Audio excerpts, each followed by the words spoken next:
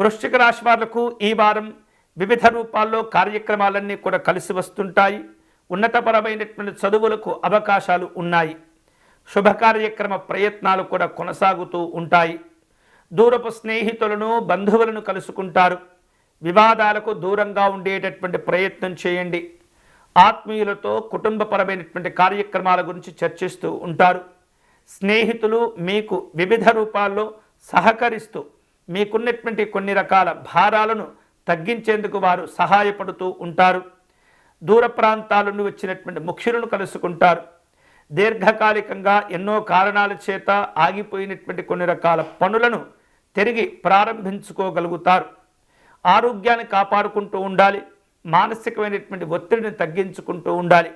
బలమైనటువంటి ముఖ్యమైనటువంటి పనులు చేపట్టే సందర్భంలో ఆత్మవిశ్వాసంతో వ్యవహరించే ప్రయత్నం చేయండి.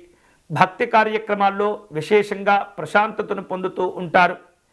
వివిధ రూపాల్లో ఉన్నటువంటి ఇబ్బందులను జాగ్రత్తగా అధిగమించి అందరికీ ఆదర్శంగా ఉండేందుకు ప్రయత్నాలు చేస్తుంటారు. సంతోషకరమైనటువంటి కార్యక్రమాల్లో పాల్గొంటుంటారు. వ్యవసాయ రంగంలో ఉన్నటువంటి వాళ్ళు తగినటువంటి జాగ్రత్తలు తీసుకోవాలి. ఆర్థికపరమైనటువంటి ఒత్తిడి కొంత ఇబ్బంది పెడుతూ ఉంటుంది. అయినప్పటికీ కూడా మీ కష్టము వృధా కాకుండా చక్కగా మీకు ప్రయోజనాలను కలగచేస్తూ ఉంటుంది.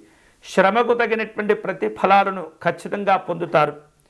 ఈ వారం వృశ్చిక రాశి వారు శుభకరమైనటువంటి ఫలితాలు పొందేందుకై సుబ్రహ్మణ్య స్వామి వారిని ఆరాధించే ప్రయత్నం చేయండి. స్వామివారికి క్షీరాభిషేకం చేసుకోవటం, రావి చెట్టుకు నీరును సమర్పణ చేయటం, అలాగే స్వామివారికి చలివిడిని నివేదన చేయటం అనేది చాలా మేలును కలగచేసేటటువంటి విశేషమైన పరిహారాలు.